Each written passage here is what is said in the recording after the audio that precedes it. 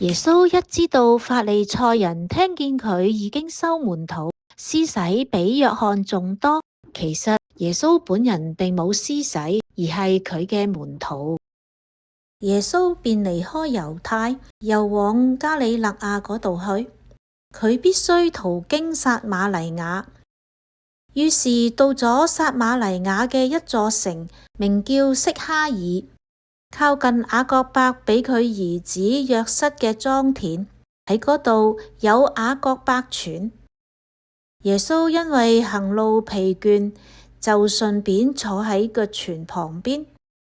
喺嗰個時候，大約係第6時辰，有一個撒瑪黎雅婦人嚟到汲水，耶穌就同佢咁話啦：請你俾啲水我飲啦。喺嗰個時候，佢嘅門徒已經去咗城嗰邊買食物。嗰位撒瑪黎雅婦人就回答佢咁話：你既然係猶太人，點解向我一個撒瑪黎雅婦人要水飲呢？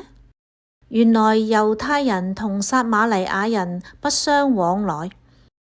耶穌又回答佢咁話：如果你知天主嘅恩賜，又知同你講俾水我飲嘅人係邊個嘅話，你可能一早就求咗佢，佢亦都早就賜咗活水俾你啦。嗰個婦人又問佢咁話啦：先生，你連吸水器都冇，而井又咁深，你從邊一度得嚟活水呢？難道你比我哋嘅祖先雅各伯還大嗎？佢留俾我哋嘅呢一口井，佢同佢嘅子孫同埋佢嘅牲畜都曾經飲過呢一個井嘅水。耶穌就回答佢咁話：凡係飲呢啲水嘅人都仲會口渴，但係邊個飲咗我賜俾佢嘅水，就永遠唔會口渴，而且我賜俾佢嘅水將喺佢之內成為湧到去永生嘅水泉。婦人就咁講啦：先生，請你俾呢啲水我啊，免得我再口渴，亦都免得我再嚟呢一度吸水。耶穌就向佢咁話：去啦，叫埋你丈夫再返嚟呢度啦。婦人就回答佢咁話：我冇丈夫。耶穌就講啦：你話我冇丈夫，你講得啱，因為你以前曾經有過5個丈夫，而你現在嘅嗰啲都唔係你嘅丈夫。你講呢句話真係講得啱。婦人就向佢咁話：先生，我睇你係一個先知。我哋嘅祖先一向喺呢座山上邊朝拜天主，你哋卻話應該朝拜嘅地方係耶路撒冷。耶穌就回答佢咁話：女人，你信我啦，到咗嗰個時候，你哋唔會再喺呢座山，亦都唔會喺耶路撒冷度朝拜父。你哋朝拜嘅係自己唔認識嘅，我哋朝拜嘅係我哋所認識嘅，因為救恩係從猶太人道出嘅。既然時候要到，而家就係啦。嗰啲真正朝拜嘅人將會用心神同真理去朝拜父，因為父正係揾緊咁樣朝拜佢嘅人。天主係神，朝拜佢嘅人就應該用心神同真理去朝拜佢啦。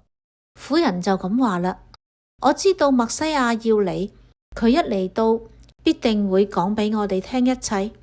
耶穌就同佢咁話啦：同你傾緊偈嘅我就係啦。正喺呢個時候，佢嘅門徒返嚟啦，佢哋就驚奇佢同一位婦人談話，但係冇人夠膽問你要乜嘢，或者係你同佢講乜嘢。於是嗰個婦人就丟低自己嘅水管，往城裏面去，向人咁話：你哋嚟睇下，有一個人講出我所做過嘅一切事，莫非佢就係默西亞？眾人都從城裏面出嚟，往佢嗰度去。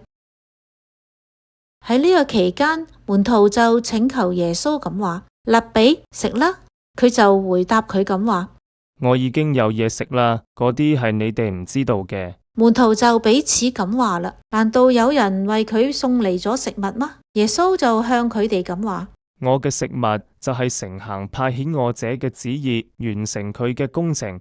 你哋唔係話仲有4個月先至到收穫期嗎？睇下，我同你哋講，擘大你哋對眼，細心睇下田地，莊稼已經發白，可以收割啦。收割嘅人已領取到工資，而且為永生收集咗果實。就因為咁，撒種嘅同收割嘅將會一齊喜樂。就正如俗語所講嘅，撒種嘅係一個人，收割嘅係另一個人。我派遣你哋喺你哋冇勞力過嘅地方去收割別人勞力過嘅，而你哋去收穫佢哋勞苦嘅成果。城裏面有好多撒瑪黎雅人信從咗耶穌，因為嗰位婦人作證咁樣話，佢向我講出咗我所做過嘅一切。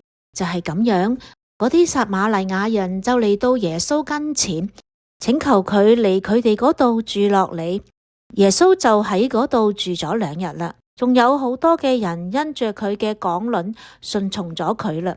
佢哋向嗰個婦人咁話：現在我哋信唔係因為你嘅話，而係因為我哋親自聽到咗，並知道咗佢確實係世界嘅救主。聖經注釋：耶穌見到法利賽人可能阻止佢傳教嘅工作，遂暫時離開咗猶太，嚟到向猶太所敵視嘅撒瑪黎雅人施教，而且藉住一個淫婦，使佢哋認識自己，信仰自己為世界嘅救主。第6時辰，即係而家嘅正午。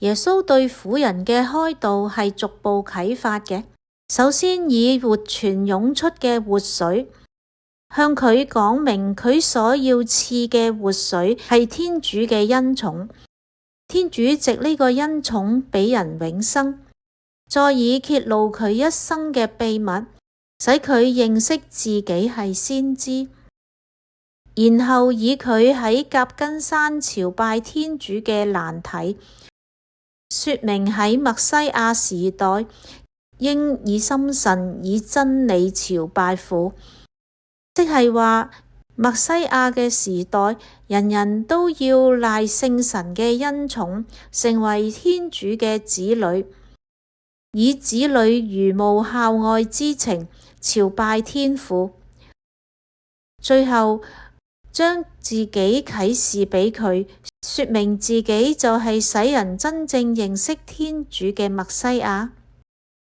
門徒之所以驚訝耶穌同呢一位女人講話，係因為按猶太嘅風俗，唔相識嘅男女唔應該喺公眾場所交談。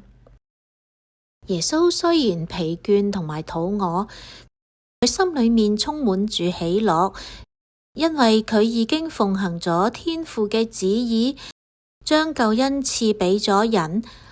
隨後耶穌說明咗撒瑪黎雅人已到咗得到救恩嘅時候，即係收穫期嘅所指，勸門徒快啲去做傳教救人嘅事業。耶穌復活之後，撒瑪黎雅成為咗初興教會好蓬勃嘅地方。